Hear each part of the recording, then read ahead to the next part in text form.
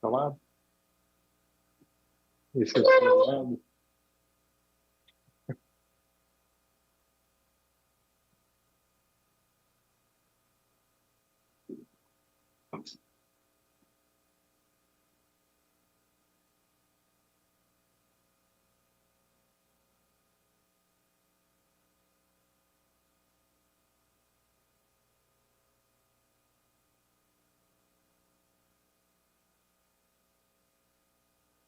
Fala, pessoal, muito bem-vindos à nossa EBD EAD. Estamos de férias aí, um tempinho, mês de julho, né? Isso, tiramos aí o mês de julho para descansar, para renovar as energias. Estamos aqui com todo o gás para retomar nossa EAD. Saudade. Da EBD, a gente já matou a saudade, a EBD presencial, e agora matando a saudade da EAD. Faz um favor, ó, já curte aqui esse vídeo, já envia o link para todo mundo que conhece para os nossos papos, está muito interessante aqui. E quero que você também esteja interagindo conosco. Você viu que a gente mudou aqui o formato? Hoje seremos eu e o Thiago, nas próximas teremos outros convidados também, mas hoje o nosso convidado principal é você que está nos assistindo aqui. Também? Vamos orar para começar? Sim, vamos.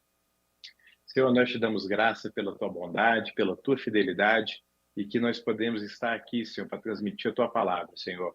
Nós te pedimos, Senhor, esteja alcançando cada pessoa aqui, que graça sobre graça seja derramada sobre cada pessoa, Senhor.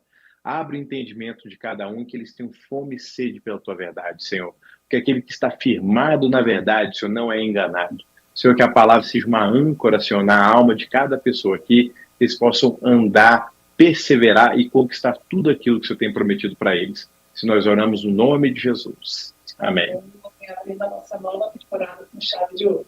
Me manda uma mensagem, você que está acompanhando aí a gente ao vivo. Me diz se você está ouvindo direitinho, se está dando para ver certinho, como é que tá.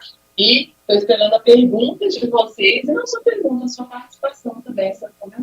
Sua contribuição também, você pode estar colocando seu entendimento, porque a palavra de Deus a gente vai transmitindo e a gente recebe também. Então você coloca aí o entendimento que você tem da palavra de Deus, o que Deus já tem ensinado a você através da palavra, e a gente compartilha aqui. Muito interessante, hoje eu estava vendo metodologia de ensino, simplicidade, e eu refletindo sobre isso, né, que antigamente tinha aquela posição do professor que sabia tudo, e os alunos só tinham que ficar calados recebendo, né? Muitas vezes na igreja a gente também parece que assume essa postura, né? Um pastor que prega, um pastor que sabe tudo, e eu não vou substituir, mas a gente tem esse entendimento que Deus colocou um tesouro dentro de cada pessoa, e que quando isso é compartilhado, a gente aumenta essa riqueza. Então, compartilhe o que Deus tem colocado no seu coração, porque isso também pode nos edificar e enriquecer. Uma das doutrinas fundamentais do Novo Testamento que foi resgatado na Reforma Protestante é o sacerdócio universal. Cada cristão é um sacerdote. Cada cristão é um agente de Deus aqui na Terra.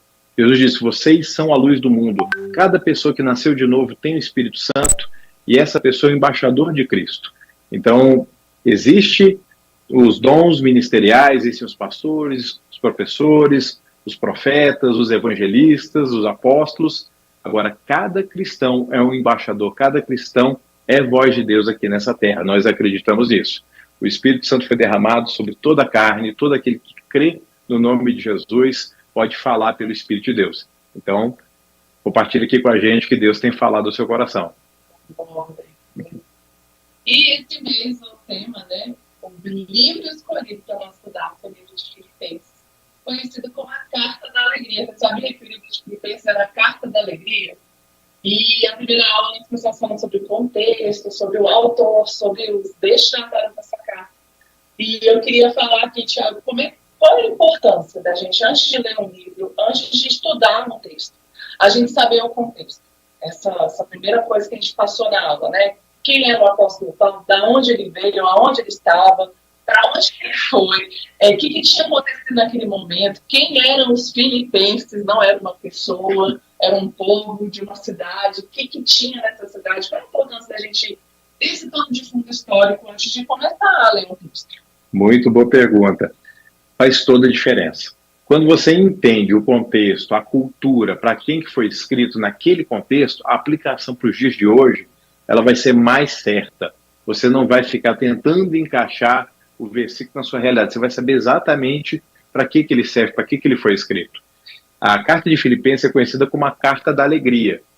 Quando você sabe que a carta da alegria foi escrita enquanto Paulo estava na cadeia, preso, isso muda completamente a sua visão de alegria.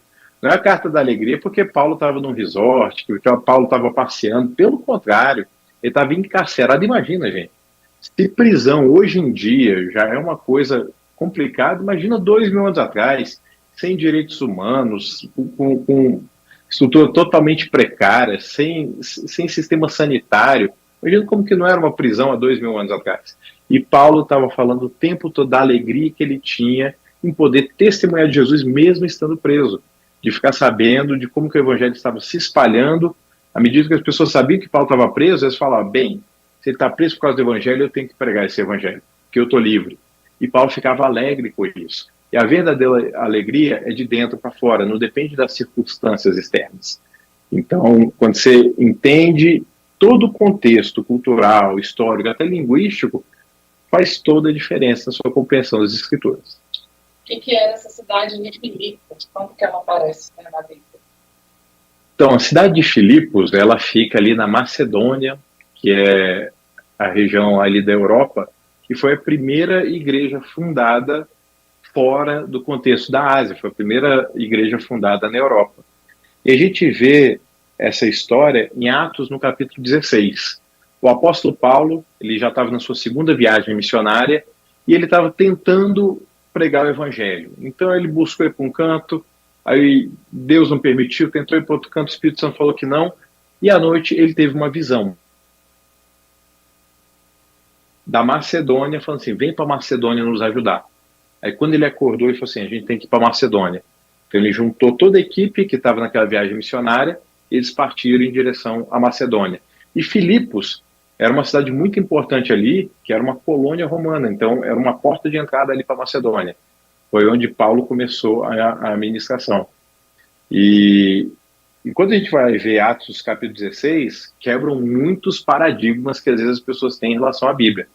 Paulo ele foi pregar primeiramente com um grupo de mulheres. E algumas pessoas tentam colocar a Bíblia como um livro misógino, machista, alguma coisa assim. Nada disso, gente. O evangelho é para toda pessoa. Não tem diferença homem, mulher, não tem diferença se é judeu, se é não judeu. O evangelho é para toda pessoa. Toda pessoa que invocar o nome do Senhor é salva. E ali ele começou pregando para algumas mulheres. E Lídia foi a primeira mulher convertida. E ela levou Paulo, constrangeu Paulo a ficar na casa dela. E toda a família dela foi batizada e foi salva. Foi assim que começou a igreja em Filipos.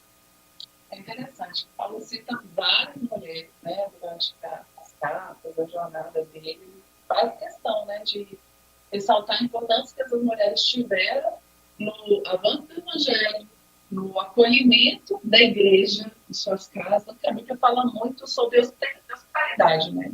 Essas mulheres que acolheram pessoas, que acolheram o evangelho, de mulheres que formaram os pastores, os bispos, e o apóstolo Paulo faz uma questão de mencionar essas mulheres, que são muito, muito interessantes a gente observar mesmo. Sim. E começando, né? Falando lá dessa primeira viagem de Paulo a Filipos, Paulo ele estava pregando e de repente tinha uma mulher lá que ela era uma adivinhadora e ela dava muito dinheiro para os senhores dela, né? Ela era uma escrava, dava muito dinheiro para os senhores dela fazendo adivinhações. E ela por muitos dias ela ia atrás de Paulo e falando o seguinte, olha só o que ela estava falando. Aqui em Atos, no capítulo 16. Se tiver com a sua Bíblia aí, acompanha aqui com a gente. Vamos acompanhar e já ir marcando. Uma coisa que eu faço muito na Bíblia é escrever, fazer uma setinha, colocar as referências, aí você se lembra desse contexto. Atos 16 fala o seguinte, certo dia, enquanto íamos ao lugar de oração, veio ao nosso encontro uma escrava possuída por um espírito pelo qual ela predizia o futuro. Com suas adivinhações, ganhava muito dinheiro para os seus senhores. Ela seguia Paulo e a nós, gritando, estes homens são servos do Deus Altíssimo e vieram anunciar como vocês podem ser salvos. E isso continuou por vários dias. Olha só que coisa. Estava uma mulher com espírito de adivinhação e ela estava falando que Paulo era servo do Deus Altíssimo que estava anunciando o caminho da salvação. Parece que a mulher converteu, não é verdade? Olha só. Ela estava anunciando, não, acredita nesses homens, eles são servos do Deus Altíssimo, estão anunciando o caminho da salvação. Só que isso era um engano. E como que isso pode ser um engano? Parece tão verdade, não é verdade? Você bate o olho, olha, o que tem de errado no que ela está falando? Satanás, o enganador, o propósito do engano não é contar mentiras, é te tirar do caminho da verdade. E às vezes contando uma verdade fora do contexto, vai te tirar do caminho da verdade. Qual era o problema que se tinha ali naquela região? Era o politeísmo. O problema é que eles não exigiam exclusividade. Você podia acreditar no Deus de Paulo. E acredita no meu também, em todos os outros. Todos os caminhos levam a Deus. Não tem problema. Você pode, ó, esse é o homem de Deus. Acredita nele. E em mim. Fazer cortes nesse momento, gente. Fazer um corte assim, todos os caminhos levam a Deus. Você pode acreditar nesse Deus e todos os outros. Não pode fazer edição dessa parte, gente. Então, essa mulher, o que ela estava querendo, que esse espírito maligno estava querendo mostrar, que o que Paulo está falando era apenas um caminho, mais um caminho, um bom caminho, pode seguir esse também. E o evangelho é o único caminho para Deus. O evangelho exige exclusividade, porque só existe um Deus, não existem deuses. Existem deuses com D minúsculo, mas só existe um Deus verdadeiro, criador de todas as coisas. E desde quando Deus apareceu lá para Abraão, toda a história do Antigo Testamento, Deus é o único Deus. Só existe um Deus verdadeiro. E Jesus é o caminho para esse Deus. Então Paulo não estava anunciando um caminho, ele estava anunciando o caminho. E tinha que ser exclusivo. E olha o que aconteceu na sequência. Versículo 18. Isso aconteceu por vários dias até que Paulo, indignado, se voltou ao Espírito dentro da jovem e disse: eu ordeno em nome de Jesus Cristo que saia dela. E no mesmo instante o Espírito a deixou. Era um demônio, Paulo teve um discernimento. E olha só que interessante. Durou vários dias. Então, esse discernimento não chegou no primeiro momento para Paulo. E até o apóstolo Paulo, quando a gente pensa, o apóstolo Paulo é a maior referência que nós temos no Novo Testamento. Praticamente metade do Novo Testamento foi escrito pelo apóstolo Paulo. O que nós vivemos como igreja hoje, a maior parte vem do entendimento que o apóstolo Paulo apresentou para a igreja. Nós conversamos na EBD, o apóstolo Paulo era um homem de 3 mundos, porque ele tinha o conhecimento judeu, ele tinha a sabedoria grega, ele tinha nascido de novo em Cristo Jesus, ele era um poliglota, então ele tinha vários atributos intelectuais. Ele entendia os diversos contextos. E ele pegou o judaísmo, ele era um fariseu, ele era um rabino, ele pegou todo o entendimento que ele tinha do judaísmo e, à luz de Cristo, ele transmitiu para todas as nações. O entendimento que nós temos do Evangelho passa pela revelação que Jesus concedeu ao apóstolo Paulo. Sim. Esse texto, né, falando dessa mulher, estava me lembrando de uma questão, uma manifestação demoníaca também. Os demônios começaram a falar sobre Jesus, sobre o Messias. Né? Estavam os demônios falando coisas certas, coisas verdadeiras, e Jesus teve a mesma atitude que Paulo, né? Mandou os demônios saírem fora e embora. Sim, porque a enganação, ela tenta tirar a gente da verdade. Não quer dizer que vai ser uma mentira deslavada que vai ser contada.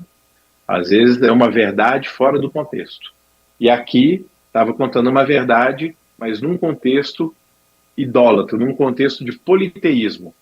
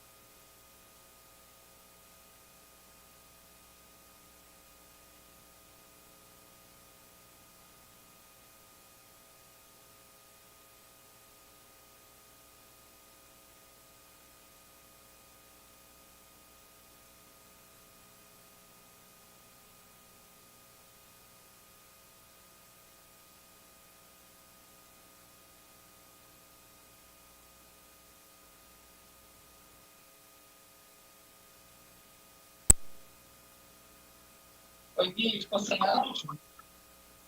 A pessoa está falando que fosse áudio, mas Volta lá e eu vou ver aqui, vou acompanhar aqui pelo vídeo. Volta lá, que depois a gente tira o fone e vai só um telefone no computador.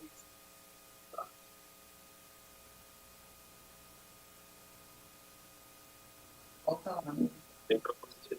Pessoal, sinaliza aí pra gente se o áudio voltou. Ah, o Marcos está falando aqui que o som voltou.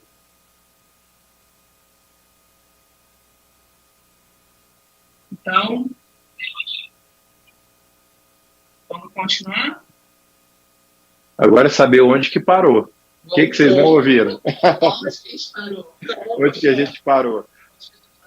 Então, Paulo expulsou o demônio e os donos daqueles caras ficaram com raiva e mandaram prender. Os donos daquela escrava, que era feiticeira, ficaram com raiva e mandaram prender Paulo e Silas. E essa prisão não foi a prisão que ele escreveu a carta de Filipenses. A carta de Filipenses foi escrita mais ou menos uns 10 anos depois que a igreja em Filipos já existia. Essa prisão foi uma prisão bem curta, né? A gente vai ver o porquê. Porque Paulo e Silas estavam presos e à meia-noite eles estavam presos pelos pés e à meia-noite eles estavam cantando louvores a Deus. No meio do escuro, imagina aquela situação gelada que devia ser um calabouço, e eles começaram a cantar louvores a Deus. E à meia-noite, Deus mandou um terremoto que sacudiu todos os alicerces da prisão e todos os prisioneiros foram libertos. Isso aí, no meio da noite, o carcereiro que estava vigiando a prisão acordou, viu que a prisão tinha sido aberta e ele pensou em se matar. E nisso daí, Paulo falou o seguinte: olha, não atente contra a sua vida, nós estamos todos aqui. E logo depois ele pede para acender a luz. E quando acendeu a luz, ele chegou lá para Paulo e falou o seguinte: olha só o que ele falou.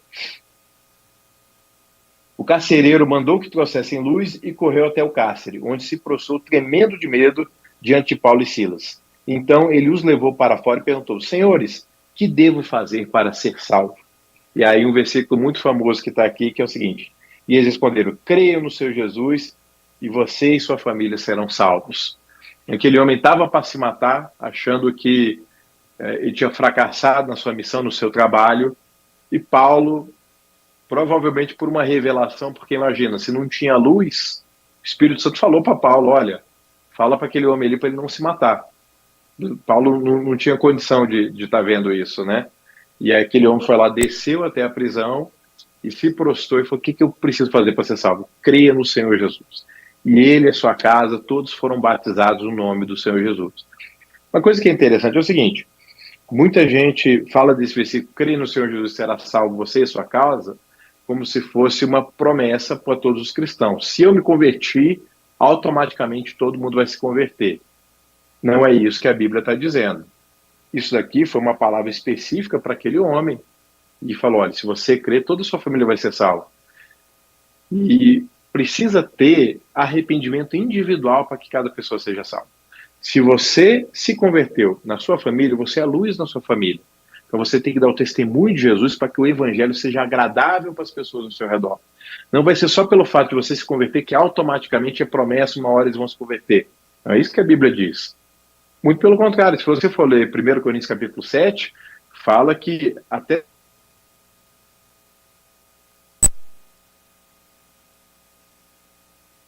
que a mulher seja sábia e ganhe seu marido pelo seu bom procedimento, ainda que ela não precise pregar, só pela boa conduta dela.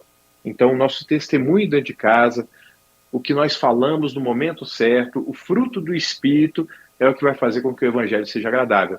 Não vai ser uma coisa automática. Você tem que testemunhar, pregar para sua família, para que eles sejam alcançados pelo evangelho de Jesus.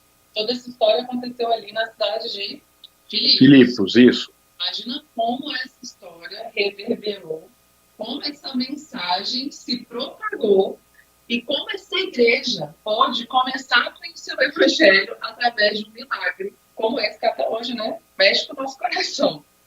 Verdade. E assim tinha que ser a igreja, né, dos Filipenses, da cidade de Filipos. Então, depois disso ali, Paulo estava presencialmente com eles, e a gente tem que lembrar que as cartas são cartas de verdade. Como é que a gente manda carta? Quando a gente não está ali junto com a pessoa.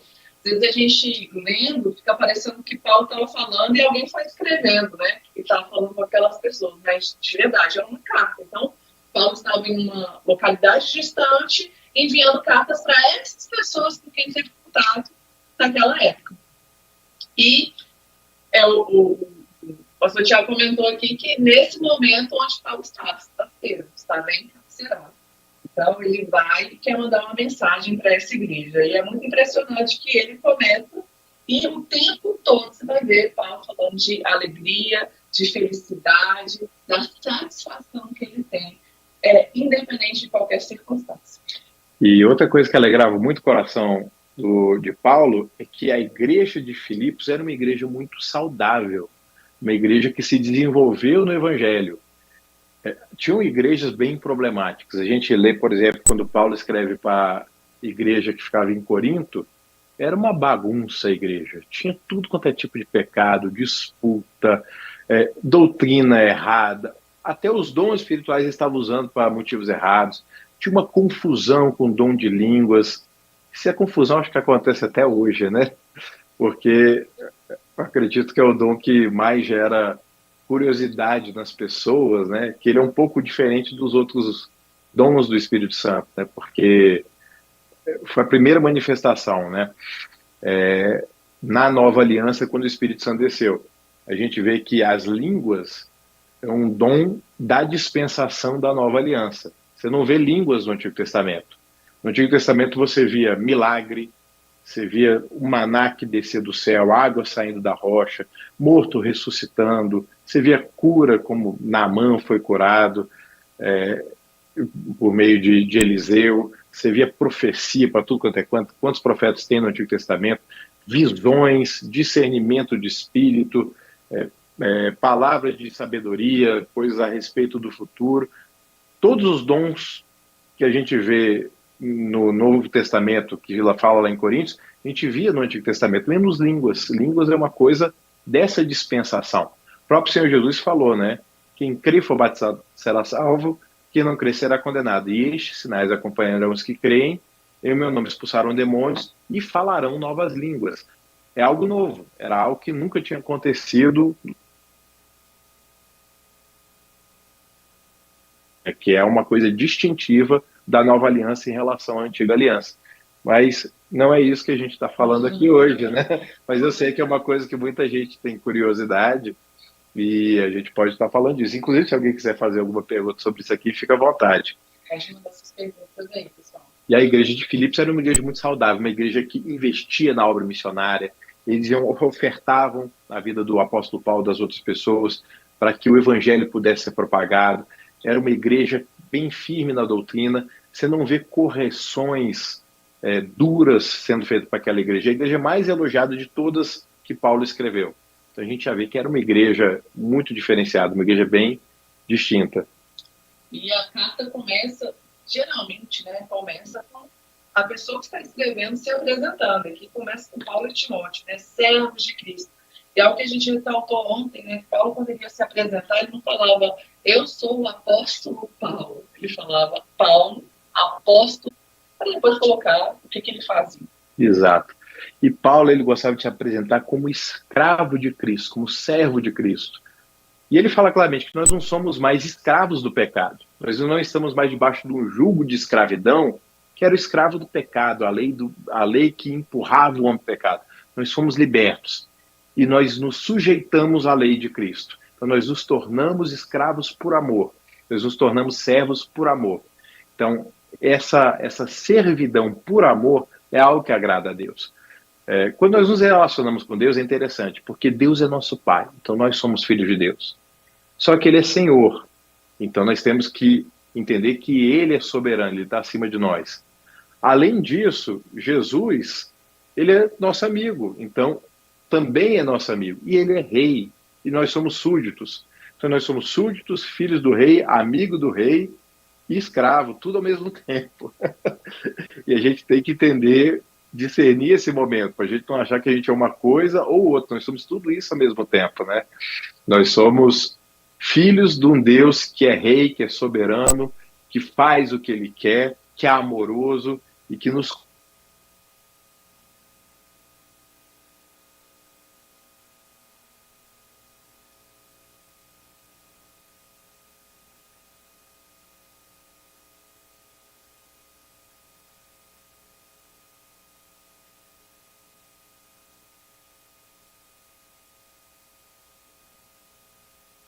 E algo que a gente costuma falar é que nós não somos pecadores que estão tentando ser santos.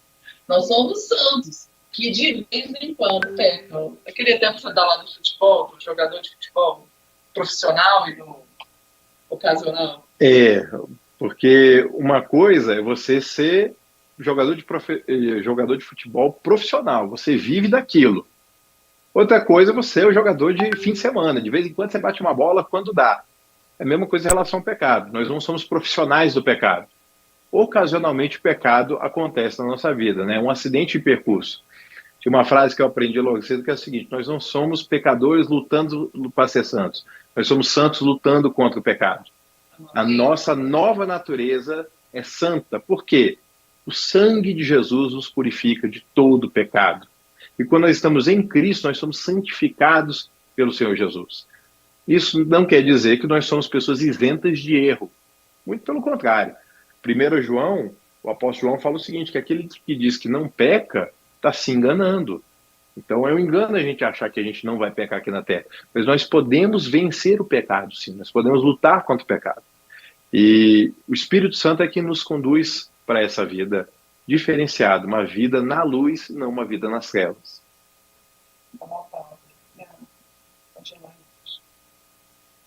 Vocês estão ouvindo, né? Assim, só estamos com questões técnicas. Agradecer, inclusive, Guilherme, que está nos dando apoio hoje, querido, né? Que dispôs aí sua agenda para estar hoje. Vai nos sinalizando aí, enquanto vocês estão nos ouvindo até a imagem poder retornar aí desse modo. Então, vamos lá. Vocês estão ouvindo? Agora virou... como é que fala? Quando é só áudio? Podcast só de áudio. Mas a gente continua aqui, até achei talvez o probleminha técnico aí da transmissão, da imagem. E Paulo continua falando para a igreja, ele vai dar aqui exaltação a essa igreja, fala da alegria que tem quando se lembra deles, fala da satisfação que tem, das obras que eles têm feito. E uma coisa que chamou a atenção aqui quando ele fala de o amor aumentar. Vamos lá, ó, está em Filipenses, capítulo 1, no versículo 9, ó, a imagem aí voltou. Voltou aí, pessoal? Vê se não tem nenhum delay da voz com a imagem. Não, vai estar certinho agora. No versículo 9 do capítulo 1 de Filipenses, ele fala assim, que o vosso amor aumente em conhecimento. E até no dia eu e o Thiago estamos conversando sobre isso, né? O que seria esse amor aumentar em conhecimento? Todo conhecimento que a gente tem de Deus tem que resultar em amor, porque Deus é amor. Quando a gente conhece a Deus de verdade, a gente está conhecendo o amor puro, o amor mais profundo que tem.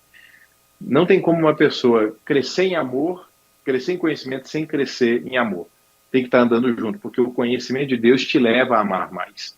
E uma pessoa que está aumentando o conhecimento e está se distanciando das pessoas, essa pessoa não está conhecendo da maneira certa. E o apóstolo Paulo, o conhecimento ensoberbece, mas o amor edifica.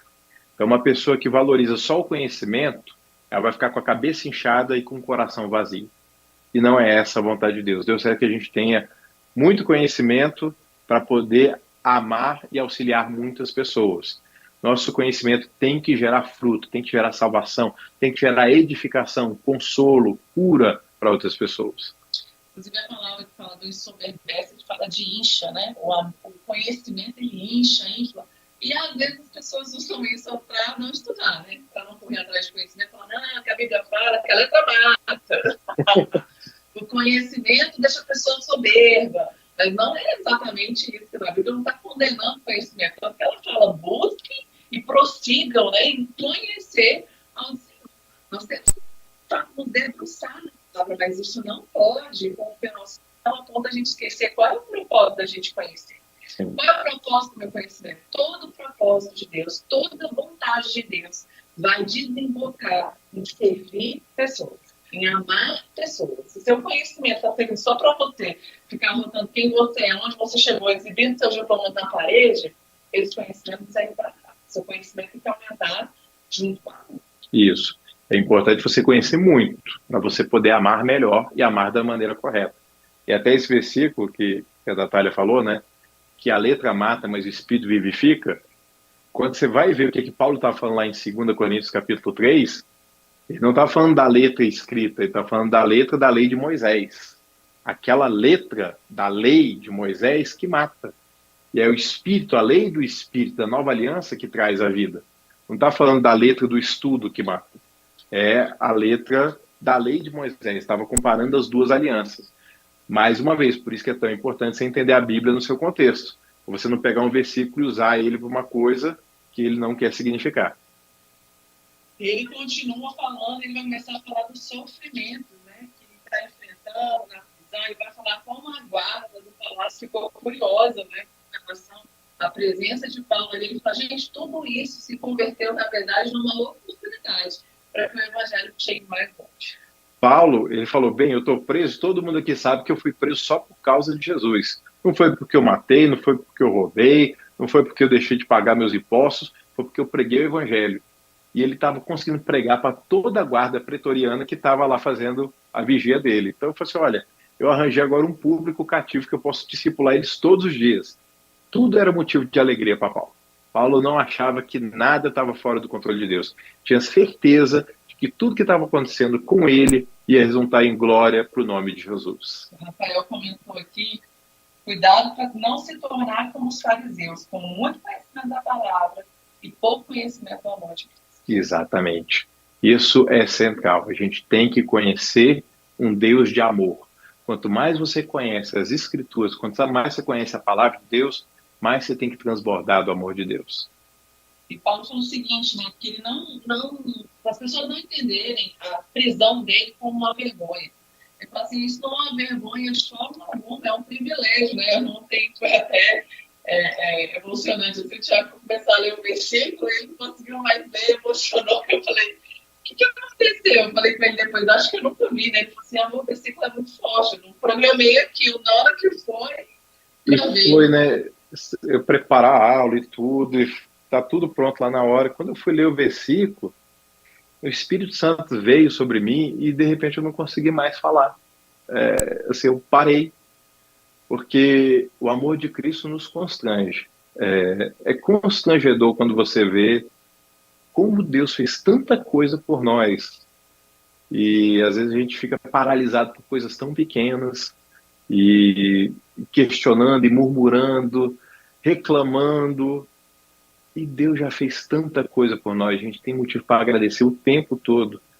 Algo que eu tenho falado muito ultimamente é que uma pessoa que entendeu o evangelho de verdade, se algo der errado, tudo já deu certo. Porque você já conhece Jesus. Você já tem o seu nome escrito no livro da vida. Claro que Deus tem promessas aqui para essa vida também. O poder de Deus se manifesta no nosso meio. Jesus está vivo. Jesus é o mesmo ontem, hoje, eternamente. Ele é poderoso. Só que a gente não pode deixar as nossas frustrações e decepções distorcer a imagem da bondade de Deus. Nós temos que lembrar o tempo todo que Deus é bom, Ele nos ama, Ele já provou o amor dele por nós, porque Cristo morreu por nós quando nós éramos pecadores. Ninguém merecia nada e Ele ofereceu o Filho dele, o melhor que Ele tinha para todos nós.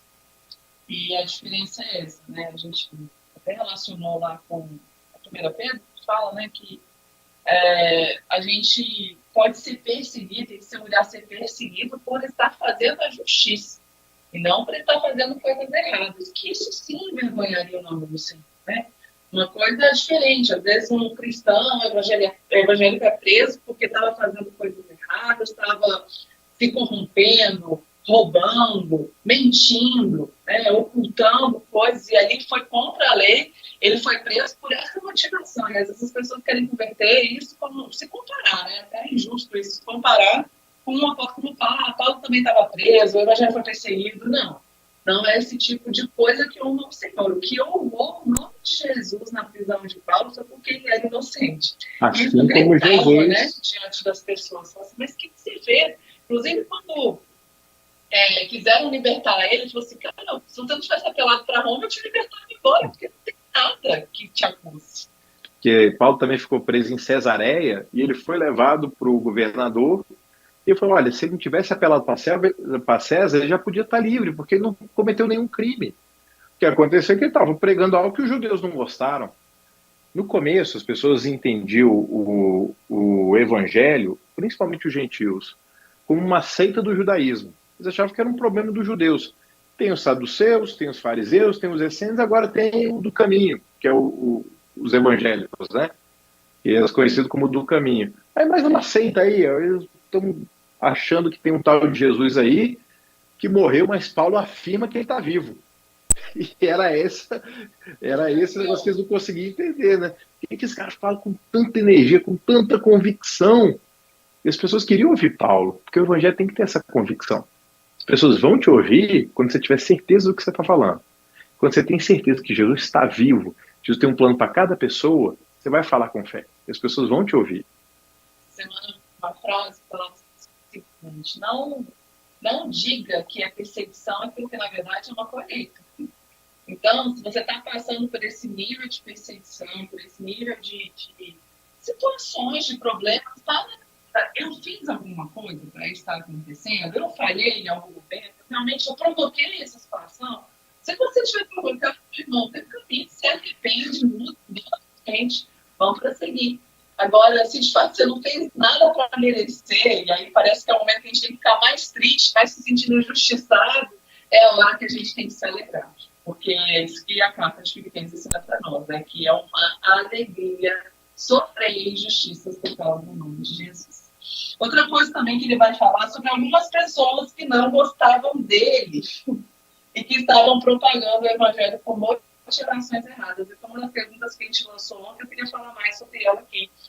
Que é possível alguém mal intencionado ser usado por Deus? Isso gera um conflito muito grande nas pessoas.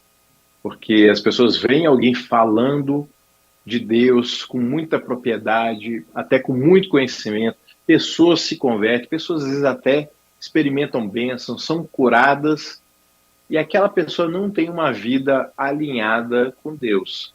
Isso pode acontecer? Pode. Por incrível que pareça, pode. E Jesus falou isso.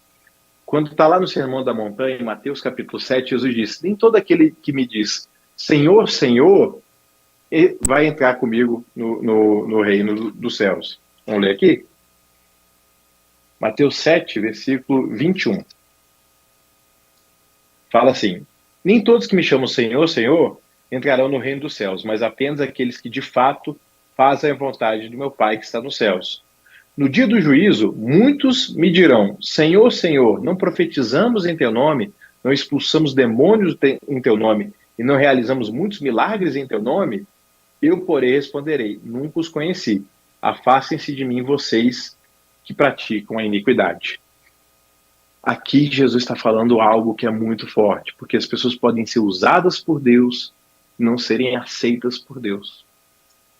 Olha só que coisa, né? E às vezes fala, não, se essa pessoa está sendo usada por Deus, ela tem muita intimidade com Deus. Nem sempre, às vezes mas nem sempre. E outra coisa é o seguinte, o último estado é o que vai determinar, porque a gente tem que perseverar até o fim. Tem visões de salvação que às vezes vão conflitar com isso, mas como que eu vejo aqui na Bíblia? Uma pessoa pode conhecer a Deus de verdade e não perseverar até o fim. A Bíblia chama isso de apostasia, que é a pessoa abandonar a fé. Era a pessoa que estava alistada no combate e largou no meio da guerra, voltou as costas para a palavra de Deus. Essa pessoa, no final da vida, ela vai ter uma sensação de que ela conhece a Deus, mas Deus vai falar, olha, se você não perseverou até o final, pouco importa. E vai estar lá o ladrão da cruz, que passou a vida inteira longe de Deus e no último momento reconhecer a Deus venha bendito do meu Pai. Então, o que importa é como você termina. Como o pastor Márcio Valadão sempre fala, né? É como termina que se conta. Não, fala igual.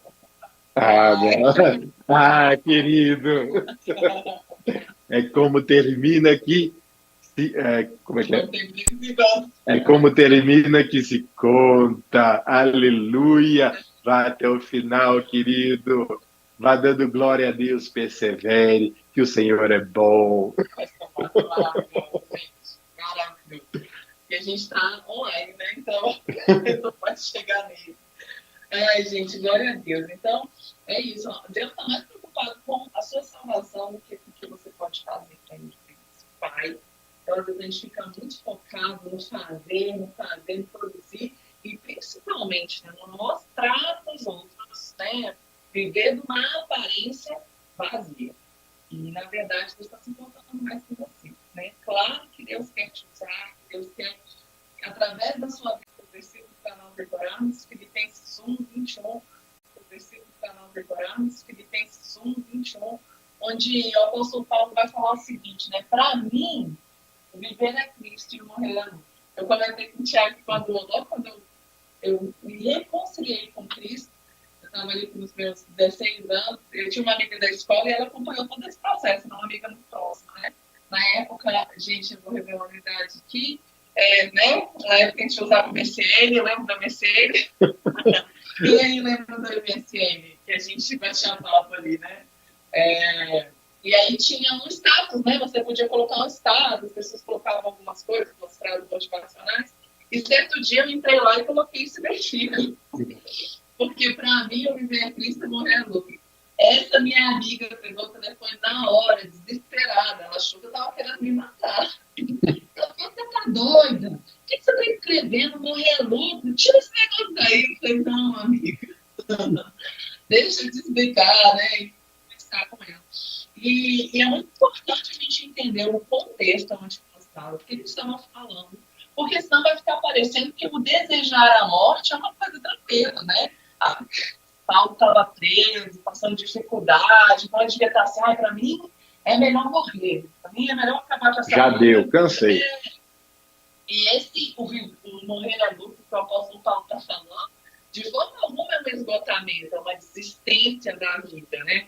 Na verdade, ele estava vislumbrando algo que era muito melhor que estar no céu, mas a gente também vê ele falando da necessidade de ele permanecer. Paulo estava exatamente nos dois pontos essenciais, né, dessa reflexão, que é não temer a morte, porque você sabe o futuro que te espera na eternidade, você tem convicção da sua salvação, e, por outro lado, entender o propósito da sua permanência nessa terra. Ele falou assim, a única razão de eu permanecer é porque vocês ainda precisam de mim. É porque Deus ainda tem coisas para fazer através da minha vida. E eu estou nesse conflito, né? Para mim seria bom ir, mas eu preciso ficar. E, na verdade, o que eu preciso fazer mesmo é a vontade de Deus, sabe? Isso. Se Deus quisesse que a gente fosse instantaneamente para a eternidade, a gente morria no segundo depois que a gente batizou. Não é isso que acontece, porque a gente tem uma missão aqui na Terra. E essa missão vai gerar galardão para a nossa vida. Tudo que você faz para Deus, para o reino de Deus, vai gerar recompensa para a sua vida. Vai gerar recompensa eterna e vai gerar recompensa aqui também. Então, o apóstolo Paulo ele não estava desistindo da vida. Essa é uma diferença muito grande do que Paulo fala nessa frase. Ele não tinha cansado de viver. Tem duas pessoas na Bíblia que desejaram a morte. A gente vai lembrar de Elias, que logo depois que ele matou os profetas de Baal, a rainha Jezabel se levantou contra ele e o ameaçou de morte. E quando Jezabel se levanta contra Elias, não era a mulher que a perseguia, era todo o exército de Israel que ia contra Elias. E ele ficou com medo e ele fugiu. E ele achou que ele era o único que tinha sobrado. Ele falou assim, olha, eu sou o único profeta que sobrou, não tem mais esperança. Senhor, me leva, sabe? Ele estava desejando a morte.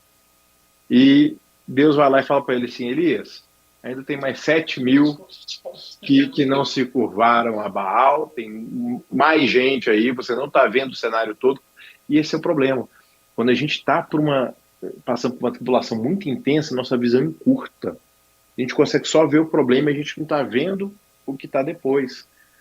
Tem uma música bem antiga que eu gosto bastante dela, escutava mais antes, que fala que além das nuvens escuras, o sol ainda está brilhando.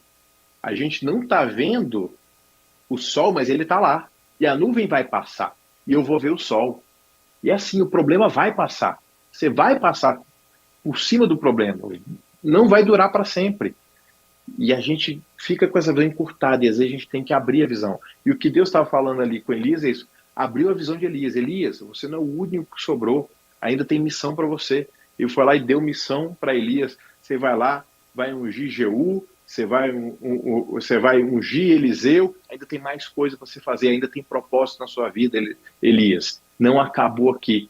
E ele foi lá e foi fortificado pelo Senhor e continuou a missão dele. E Jonas, ele recebeu uma missão que ele não queria. Ele foi pregar para uma nação inimiga que estava subjugando o povo dele, e ele pregou de má vontade, todo mundo se converteu, e Deus não executou juízo contra Nínive.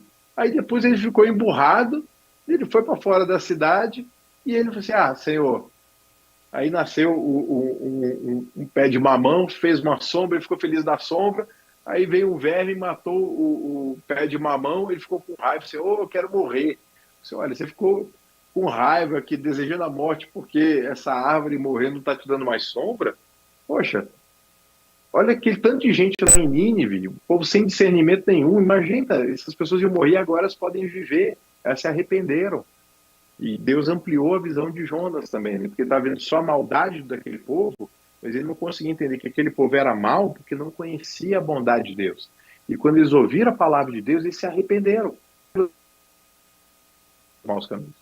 Então, o que a gente precisa é ampliar a nossa visão. A gente tem que dar um passo para trás e ver que tem muito mais coisa além, às vezes, do problema que a gente está enfrentando.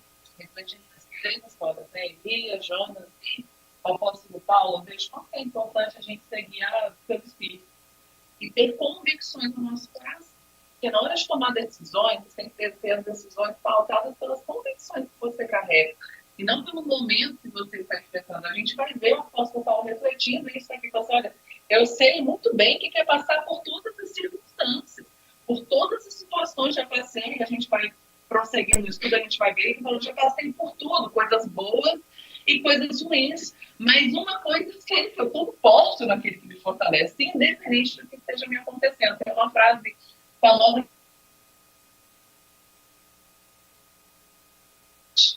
muito feliz ou muito bravo.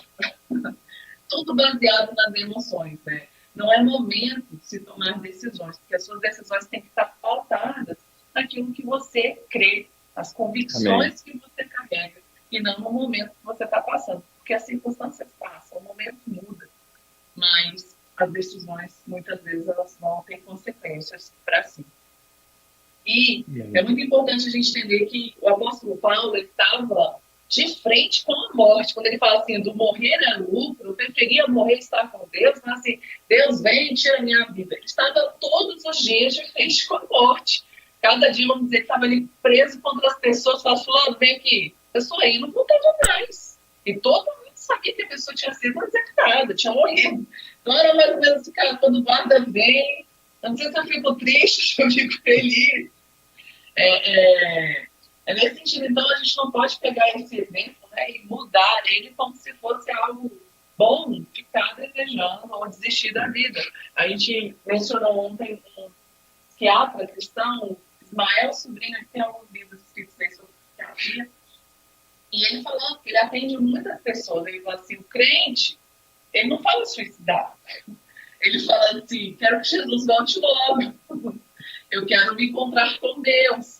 Mas, na verdade, a motivação dele é o seguinte, quero acabar com isso, não aguento mais. E Deus não nos chamou para viver a nossa vida dessa forma, Ele chamou para viver uma vida abundante aqui nessa terra, com satisfação, com plenitude. Então é porque tudo vai dar bem, Deus vai me dar tudo que eu preciso, eu não vou ter problema. Não é por isso. Mas é porque em qualquer circunstância, você vai aprender a estar satisfeito. Paulo fala, né? Romanos capítulo 5, e nós nos gloriamos na tribulação, porque a tribulação produz perseverança.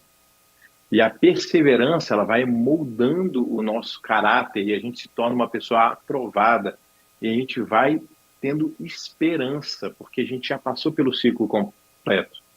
Na administração tem o ciclo, né, PDCA, quem já estudou há mais tempo aí sabe, né, que você tem que planejar, executar, fazer e depois corrigir. Você tem que completar o ciclo na sua vida. Você não pode ser uma pessoa que interrompe as coisas no meio do caminho. Persevera até o fim, claro. Não estou falando para você perseverar em algo errado. Coisa errada, você tem que se arrepender o mais rápido possível. Mas se você está no caminho certo, se você começou a empreender alguma coisa que é lista, vai, segue. Não desista, não seja uma pessoa que deixa as coisas inacabadas, as coisas no meio do caminho. Vá até o final. Maria da Graça colocou aqui, né? Todas as coisas contribuem para o bem daqueles que amam a Deus. Quando a gente entende isso, a gente para de ficar se lamentando com circunstâncias. Fala assim, olha, eu não sei o que está acontecendo, mas eu sei que Deus faz com que todas as coisas trabalhem conjuntamente para o meu bem.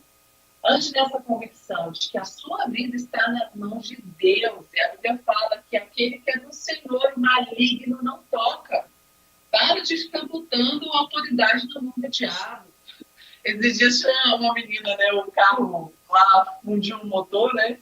E aí ela filmando, aí o cara falou assim, aqui o diabo tá furioso, ó. Só porque a gente estava indo para a igreja, o motor do carro fundiu. Aí o pai dela olhou para ela e falou assim, quem me liga o quê, menina? Eu que não coloquei água no radiador. A culpa é minha. Então a gente fica atribuindo para o diabo um poder que ele não tem sobre nós.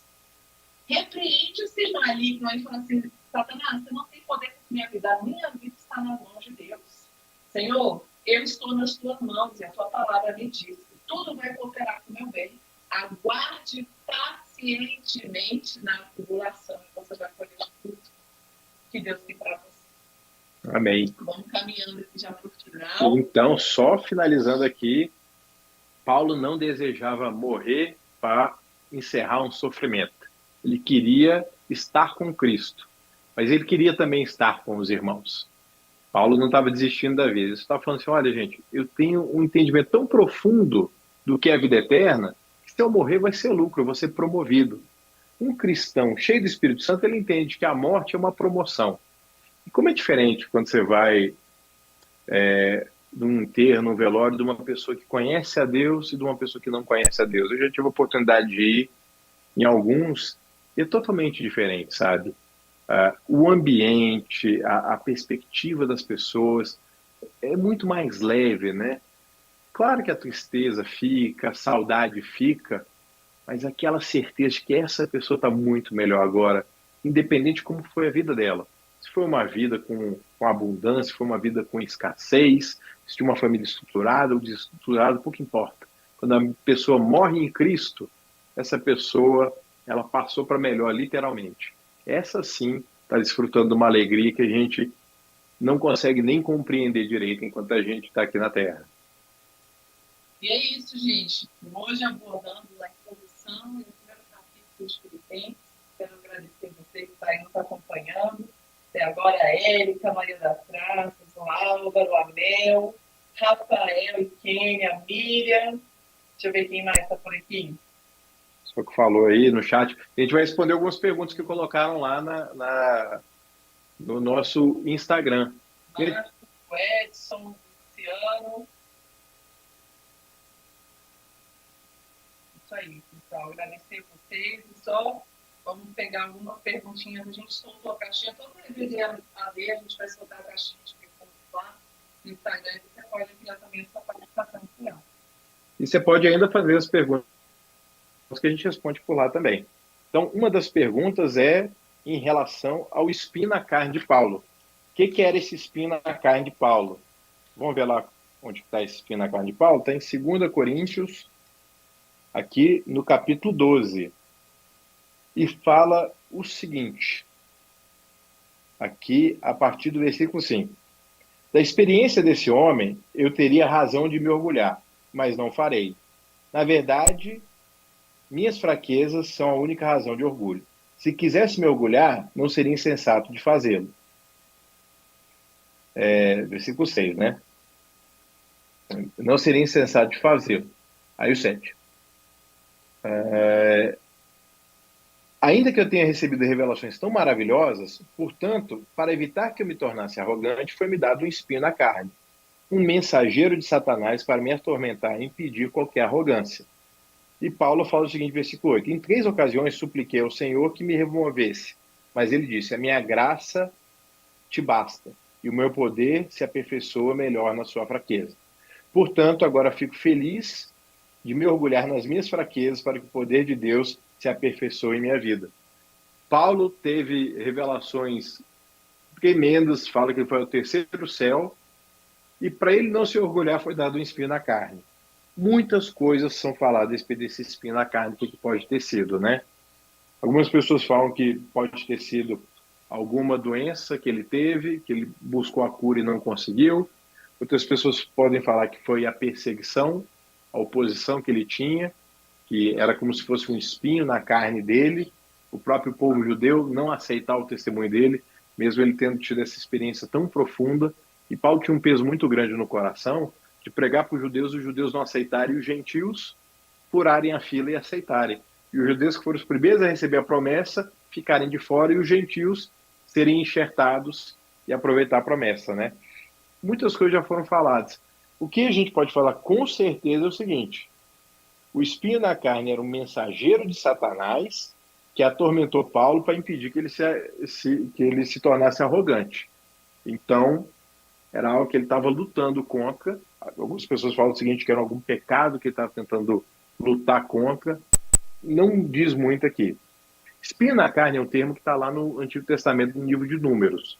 E fala o seguinte: quando o povo de Israel entrasse para ocupar a terra, se eles não expulsassem todo aquele povo que habitava lá, eles seriam como espinho na carne, espinho nos olhos do povo de Israel.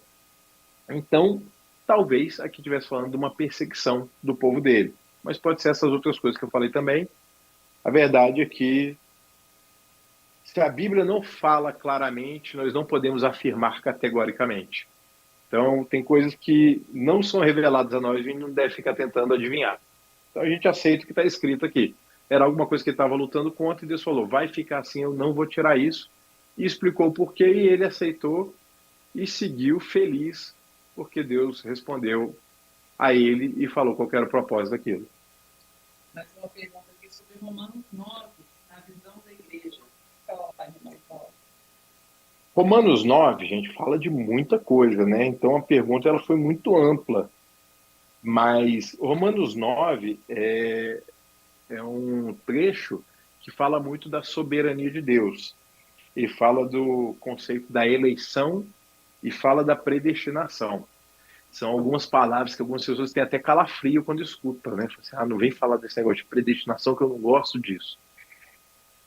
Deve ter uns 2 anos, nós recebemos um casal de amigos aqui e um deles perguntou assim, você acredita em predestinação? Perguntou para mim. Eu falei assim, lógico que eu acredito.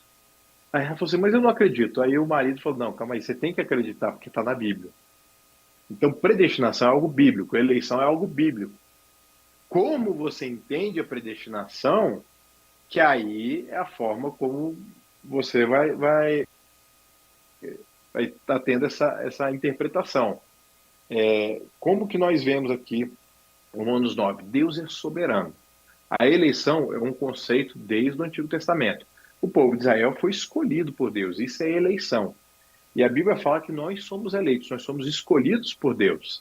E nós somos predestinados, e a predestinação é um predestino para um propósito, para sermos santos e irrepreensíveis, para sermos conforme a imagem de Jesus. Então a predestinação é para uma finalidade, para nós nos tornarmos parecidos com Jesus. Deus nos escolheu nele antes da fundação do mundo.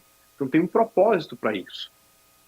Agora a Bíblia também fala, além de Romanos 9, que muitos são chamados e poucos são escolhidos. Então existem pessoas que são chamadas e não acabam sendo escolhidas. E existem pessoas que se endurecem, às vezes se apartam no meio do caminho. Quando a gente para olhar da perspectiva de Deus, gente, Deus sabe de todas as coisas. Então existe uma presciência, né? Deus antevê as coisas. Deus já consegue ver o fim desde o princípio, a gente não.